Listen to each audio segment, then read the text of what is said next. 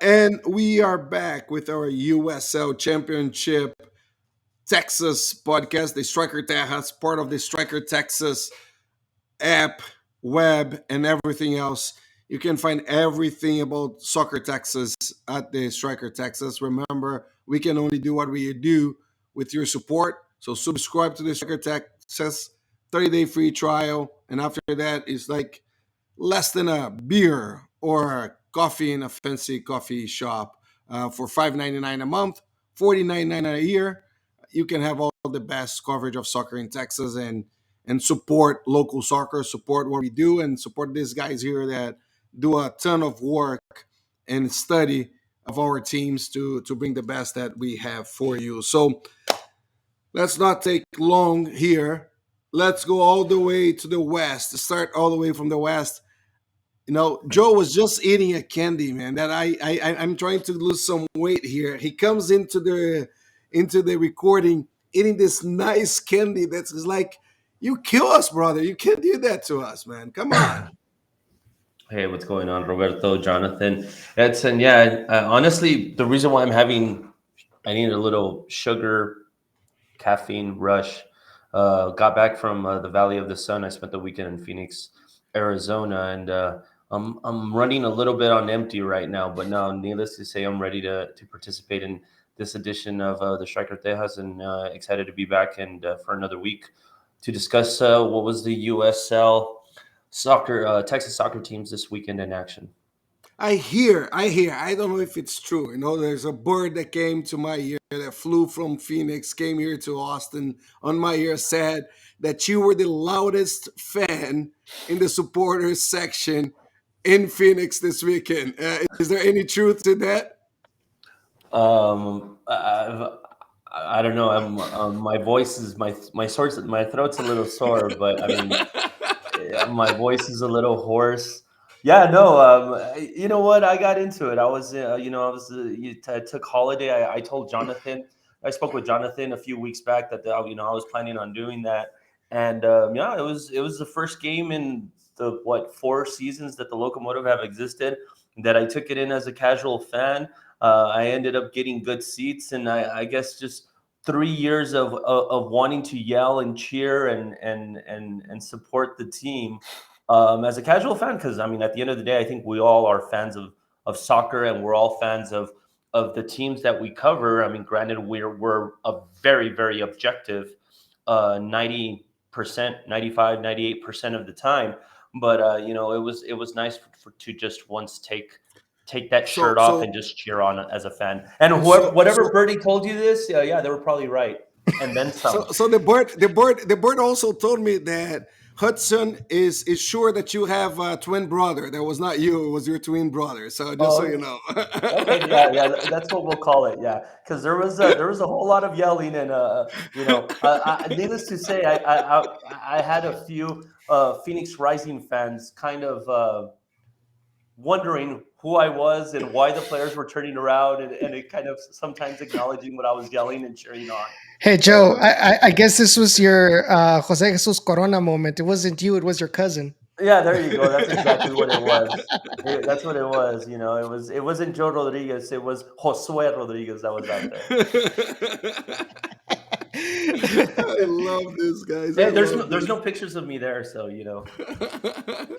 So since you made your Corona comment there, Edson, how was your weekend and what is that hat? Tell us. You got the hat, you got the shirt, you got the full gear this time. I'm celebrating because Daniel Suarez got his first career win in the NASCAR Cup Series yesterday from Monterrey, Nuevo León, and I'm just so happy for Daniel, like, and all of his efforts have finally come to fruition. But I'm doing pretty well, honestly.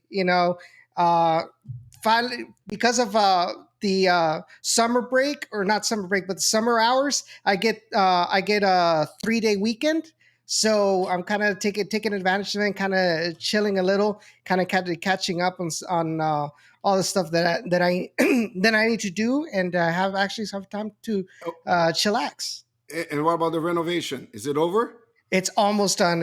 They're just doing right now. They're just doing the touch ups to the paint, and all I need to do pretty much is go and active and move the service of my internet to that other house, and I can actually start setting up the studio and everything. All right, sounds good. So we're gonna be waiting for the invitation for the barbecue or the cheese and wines or whatever it Ya is tú that you're gonna sabes, do una to, carnita asada, papá. Oh, vale, vale, ya está bien, ya tenemos la carnita. Uh, Going to, since we're speaking Spanish, let's go to Jonathan in in San Antonio. Not for you to speak Spanish, Jonathan. Don't worry. That's not what I'm going to ask. But San Antonio plays San Luis tomorrow, right? Correct. Yes. Yeah, we're recording this on Monday night. There's a chance that when you're listening to this, game is already over. So go to the Striker Texas, follow the game, see what went on the game, and we're gonna have Edson. Not Edson. Sorry, Victor Rising is gonna be at the stadium tomorrow with Jonathan Jack. So we'll have a lot of news on our social media and on the Striker Texas itself. But Jonathan, how was your weekend? Not bad. Taking in another SAFC match on the road. I personally was not on the road, but watching them play on the road, it's been, well, the San Luis match on Tuesday will mark the end of SAFC's 44-day run without a home game. It's been a long time. I think everyone's ready to be back. It's been weird not going to that stadium for over a month now. That's very good. If you follow us and you listen to our podcast every week and read all our news on the Striker Texas, you saw maybe a little bit of difference coverage that we're going to be doing moving forward with the USL coverage in our site. Jonathan just started his weekly column wrap up or roundup. I don't know how the best way to say this about everything that's going on USL as a whole, right? So he talked about the Texas teams, talked a little bit about the West Conference, the East Conference, some cool stuff. And then we will also allow all of these guys that are with me here today to do more and more in-depth feature, bring a little bit of those stories that you can't find anywhere else besides the Striker Texas. So, and then we'll leave the details of the games to our Striker Texas Monday podcast here. So let's start with, the the tough game. I think I'm gonna say, the team that needed the most the 3 points ended up dropping those 3 points, or at least two of those 3 points, the last few minutes. Edson, oh man, almost a perfect USL Texas weekend. Well, considering that I had made the prediction of 0 points, I think this is a huge plus for the Texas USL teams. But no, honestly, this was I think RGV. I don't know, to make a Marvel reference. I think RGV should have gone for the head of Oakland Roots. They are the league leaders in scoring goals in the last 15 minutes. You knew going into this match that I don't know what it is about Oakland Roots. The same thing I've mentioned about RGVFC, but they're never die team. They're never going to give up. They're going to continue fighting. And that's exactly what happened. RGV started off well. They started off with the high pressure. They started off, choking Oakland Roots deep in their own half. You also saw the debut of Javier Garcia as a goalkeeper due to the injury of Colin Miller and an undisclosed reason why Tyler Derrick did not make the trip over to the West Coast. But the Mission native got his professional debut. And the most interesting part of it is that this was the first time in more than 2 years that Javier Garcia had played an official match, whether with UTRGV or with RGVFC. So it was a huge incognito to see how we would see him perform. Being thrown into the arena pretty much. But so overall, he did pretty well. He made some clear saves, especially at the end. However, there are some instances where he needs to improve. But overall, I liked what I saw. Otherwise, and the rest of the team, like I mentioned, they played a really perfect first half. Oakland Roots, no shots, and much less on target, like at all in the first half. You score 2 goals right off the bat. The first one, I think it was like in the 15th minute. So you had the momentum in your favor. You needed to take advantage of it and put the final blow on Oakland Roots. But in the second half, you saw Oakland Roots make some tactical adjustments. Wilmer Cabrera didn't adapt to it. In fact, I dare say that he parked the bus. He gave all the initiative to Oakland Roots. If the possession was dominated by the Roots in the first half, it was much more in the second half. But this time, Oakland Roots started, pummeling, on the half of RGVFC, and Juan Carlos Azócar was, driving Luka Malisevic insane. Like he couldn't find a way to stop him without committing a foul. Juan Carlos Azócar ends up getting, the first goal.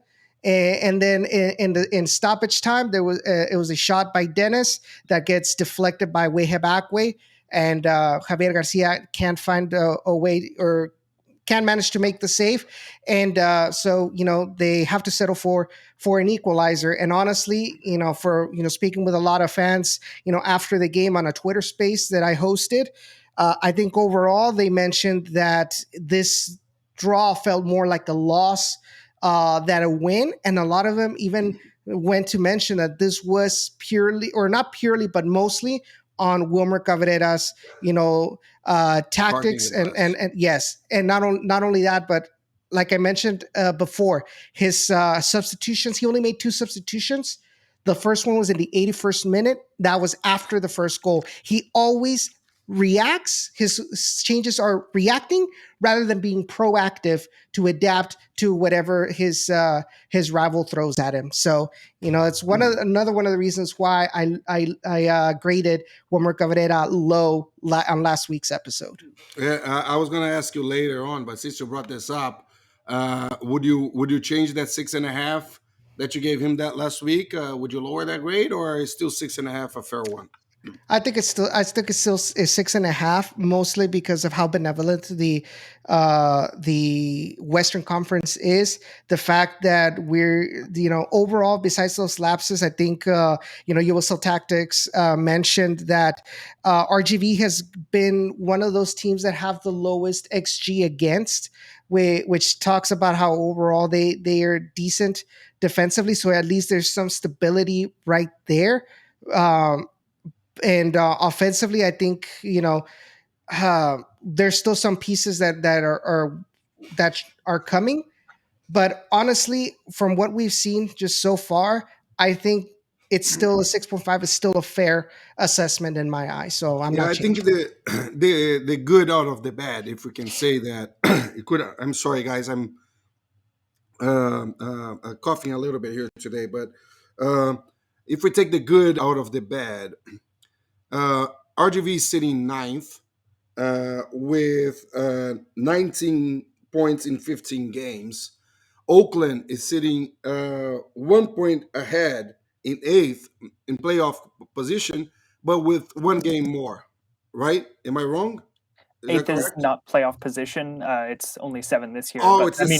Yeah, because I think we're 3 points away from Pheonix Rising, and they're in 7th place, which is still not bad. That's it. That's it. It's still close to making that position again. What made me make that mistake? Just a reminder: the first one in each one divisions in the conference have a bye, right? Or the first 2 in each one have a bye. Is that it? The first one in each conference has a bye. That's why it's 7. So that's it. Then it's 7. Or actually, maybe No, I think it's only the first, and then 2, 7. I don't remember exactly how the USL does it. But that's it. 7, we'll do this. Let's make sure that next week we come back here and we make sure that we clean this up. It's only the first team has a bye, because that way the 6 other teams play a first round match, after that there's only 3 teams left, plus the one that got a bye is 4. That's it. That's it. So we're clear on that. That makes okay. All right, let's go to Joe. Joe, you already said amazing game for you. You know, you had a different experience instead of being on the press box, being as a fan. But even better playing against Phoenix. Even better taking the 3 points back to El Paso. Tell me about that game.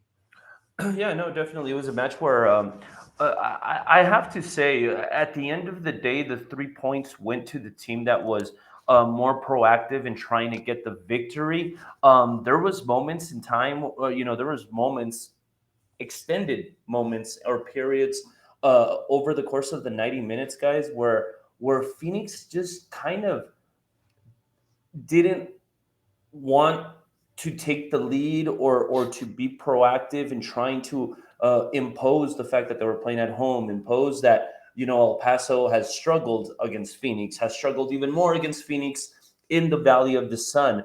El Paso kind of went out, and for once again, it didn't take them long to kind of establish what it is that they're trying to do over the course of the opening minutes, and they started to create, they started to dominate. Now, I will say this, Phoenix did have its opportunities to score. There was a couple of very good saves by goalkeeper Evan Newton, who has definitely come into his own as of late, despite having early struggles to start off the season. But no, at the end of the day, I think the penalty kick comes in the second half at a point where El Paso was just kind of producing and constantly generating threats on goal. And therefore, with the Locomotive, just kind of going about their business, they were able to get that call that, without a doubt, was a penalty kick. No controversy there.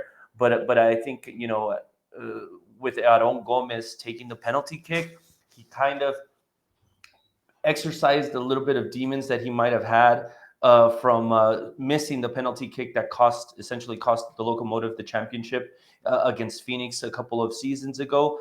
So that aspect came full circle. So it was a nice moment to see for Aaron Gomez to take a penalty kick at Wild Horse Pass against the Pheonix Rising, and ultimately that be the goal that marked the difference in that game. So no, for the Locomotive, things continue to just kind of move along, and they're moving along, guys, at a point in the season where this team is still overcoming adversity. It's overcoming adversity in the form of the fact that they have a depleted roster, they have injuries still that are affecting this team. They have players out because they've been called up to international duties. So John Hutchinson continues to lean on the academy players to fill in the spots. This week, forward Noe Coutinho got the start alongside Aaron Gomez, where a situation that was a last-minute developing situation because Luis Lucho Solinac did not take the field or didn't even dress for El Paso. He did make the trip,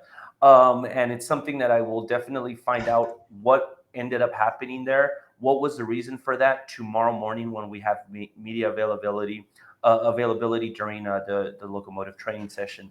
But despite all of that, El Paso continues to accumulate points, and obviously accumulating 3 points for the first time in the Valley of the Sun. Definitely a very, very big and high positive point for the Locomotive at a point in the season where they're wrapping up the first half of the season. On Saturday, it'll be the Locos' 17th game of the season, so it'll mark the end of the first half of this 2022 campaign for El Paso Locomotive FC. Very cool. You talked about the international break and some players being called up. I'm gonna just a quick reminder to everybody that Victor Ariza is doing a national team tracker in the Striker Texas. So telling every game that one of our Texas players is playing for their national teams, how they do and how many minutes they played. It's pretty cool. You can in one article follow everything that's happened. So going back to El Paso is sitting fourth, 24 points, 16 games. I know I've been saying this for the last 3 or 4 weeks. Great position considering the beginning of the year that was so bad for the locals.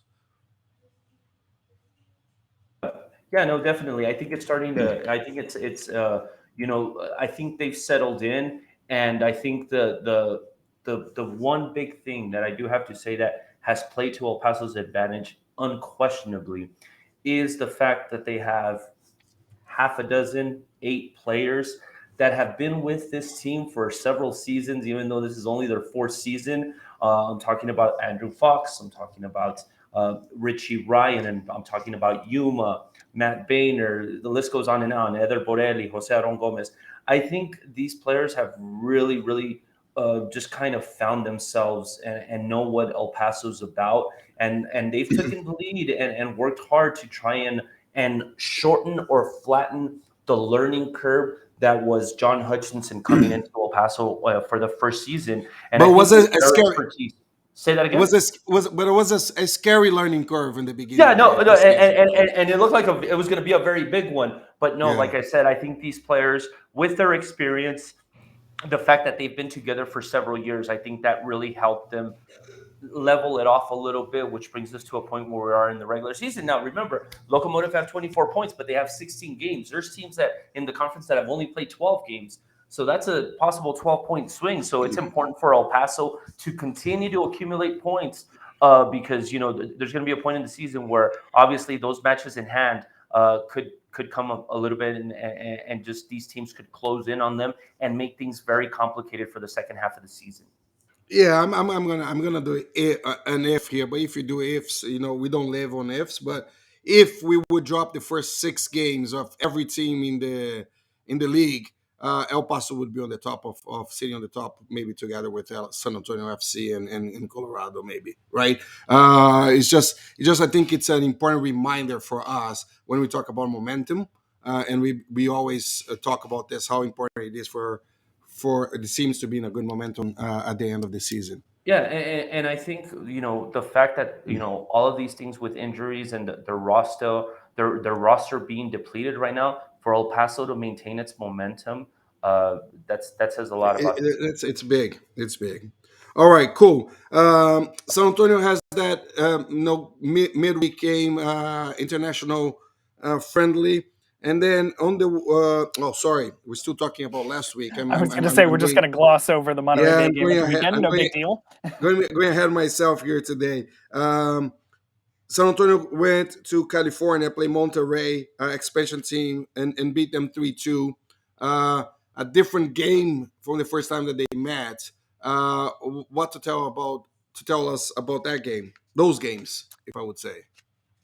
Yeah, so as the scoreline suggests, it was a lot more competitive than the first match, and I would dare say a more exciting game to watch. Obviously, Monterey Bay has obviously had their early season struggles, but then got home, got to play some matches in front of their own fans, started to get players back. I mean, when they came to San Antonio, they had 3 or 4 players on the bench, including the goalkeeper. So just things hadn't fallen into place yet for them, and over the last month or so they have. And so you see them take the lead early on San Antonio FC off of a counterattack, and you start to wonder, like, all right, how is SAFC going to react to this? I think this is the first time this season that they came back from a losing position to win. But they get lucky with an own goal, and then Justin Dillon with a nice chip. And then in the second half, SAFC scores an own goal of its own. So it was just, like I said, exciting, if not highest quality soccer. But then we sang his praises a lot last season when he was fit. Santiago Patino gets that match winner 6-7 minutes after coming on as a sub. Every time he just finds his way into the right spot and finished off a slick passing move. So credit to SAFC for rebounding, and I would say I said it in my sort of wrap up column that came out today. Just a great way to come home, after an exciting win, getting 3 points, bringing that back to Toyota Field for this weekend, and the game against San Luis. Very, very good. San Antonio is still sitting in second, 30 points in 13 games, which is it's very, very impressive. No matter how we look at this. All right, so talking about this coming weekend, some interesting games here that we have. To start with, El Paso for not the first, but very uncommon, playing before everybody else will be playing. They're going to play Detroit away on a very unusual 11 a.m. Central Time game. Detroit sitting fourth in the East Division, 25 points, 14 games. Kind of a similar path that El Paso has here. How do you feel about this game? Yeah, it's going to be a battle of the fourth place teams in each conference. You mentioned it, Roberto. Detroit City FC right now is currently in fourth place in the Eastern Conference. El Paso's in fourth place in the Western Conference. But the one thing that we need to mention, probably first and foremost, about the fact that this match will be kicking off 10 a.m. or excuse me, noon Eastern time to 10 a.m. Mountain time, Mountain El time, Paso time. 11 a.m. Central time, is the fact that it's going to be broadcast on ESPN. This is the first ever match Oh, that's that cool. the USL of the USL champ in the history of the USL Championship that will be broadcast on ESPN ever. And obviously, it's a big feather in the hat for both of these teams to have been selected by the league and obviously by the worldwide leader in sports to broadcast this match on national television on their mother network, which is ESPN. And General Manager Andrew Forrest made comment to that on the day that they announced that Diego Luna was leaving to the MLS. And I'm paraphrasing here with what Andrew said. But he said that he was very proud of the fact that the team had been selected for this match that is going to be broadcast on ESPN. And I asked him what it was going to do for them from a PR standpoint, and he was quick to mention the hard work of the front office and the entire organization. And being selected, I think, is just emblematic. He said of the hard work. There's reasons why things like this happen to certain teams. It's not just it doesn't happen just by chance. There's a lot of consideration, a lot of decision making that has to go Oh, on. there is. Yeah. I had arguments with the ESPN crew many times. The people that decided on the games about how they made those decisions and why it was so strong to one side or to the other. So being selected, like you said, for the first ever ESPN, man, this is big, and I know the audience is going to be good, and I know this is going to be great for USL Championship overall, and of course for the locals also. Um, can El Paso bring those 3 points and make a statement on national television? I don't know. I think, obviously, I'm sure tomorrow when I talk about it or when I ask about it during media availability, I'm sure I'm going to have the very politically correct response that, this is just another game and they're going to put the same effort, no more, no less, that they would any other team. But no, I mean, I think that deep down, even the players have to be aware that they're going to be on a medium where they're going to be seen by a slightly bigger audience on a Saturday in the middle of the day. So obviously that effort is going to be there. That extra motivation will undoubtedly be there. But then again, it will also be there for Detroit City FC. And I think for them to be selected as a first year team, to be selected to be televised too, needless to say, they're going to be motivated. I'm sure the home crowd, which they already get an amazing home crowd every game, is definitely going to turn out to this because they know they're going to be in the national spotlight. But I do think at the end of the day, it would be a shame if this game ended in a draw. So I think the 3 points are definitely going to go to somebody. Can they go to El Paso? I see no reason why not.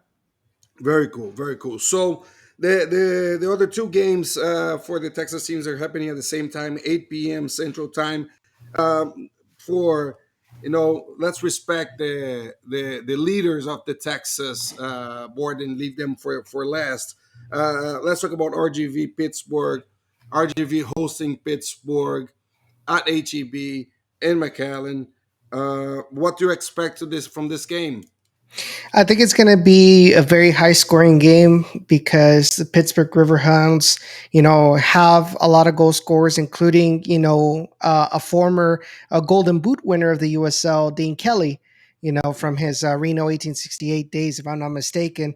And RGV, I know they're still kind of chugging along defensively, but you know when the opposition kind of forces those mistakes or puts them in the situation where they make questionable decisions in defense, that's what's really hurting them right now. RGV is also struggling at home, and so is Pittsburgh on the road. I think they've only had 2 wins so far this season on the road. But RGV is also kind of struggling to get some decent results at home. But I think no matter what, it's going to be a very entertaining match for the fans from both sides, or even for the casuals to see. And I honestly think that there might be a possibility that RGV can manage to get the 3 points if they play like they The played way in they the played the first first half half. against Oakland Roots. Yeah, I can see that. Just a reminder: Pittsburgh is sitting fifth with 24 points in 14 games on the East Conference. Um, our last game of the week is gonna be San Antonio FC hosting Oakland. Um, Oakland has shown an interesting Texas opposition, if I may. Right? It's been a little bit everywhere. What to expect from this game? Like you said, Jonathan, after 40, it's going to be 47 days or 48 days after the last home game for an official home game for San Antonio FC. What defense should expect from this game? Yeah, well, I'm sure the fans are going to be excited to come back out, and SAFC, really any team will talk about. Oh, we're always happy to play in front of our fans. We have the best fans in the USL. Um, while I would say not every team can have the best fans in the USL, I'm sure every team is happy to play at home, play in front of thousands of their screaming fans. So I'm sure they're going to want to reward that home crowd and give them a good show. Hopefully, give them a win. Uh, keep this momentum going, keep the pressure on Colorado Springs at the top of the table. And it's important to remember, after this match against Oakland, you play Colorado Springs 6 days later. So you want to keep that momentum going for SAFC. And it's going to be tricky, particularly with, as we've seen, Oakland kind of likes playing against these Texas teams. Knocked out Paso out of the playoffs last year, came back late against RGV last week. And SAFC, year over year, one coach or another, isn't shy about conceding late goals. And Oakland is not the team you want to face if you have that consistent problem, year after year like that. So SAFC is probably going to want to get the business done, get a few goals ahead before the 70th, 75th minute, because who knows what Oakland can do if they're still in the game at that point. Yeah, cool. So let's go for our predictions. Last week, Joe was about to get the seven.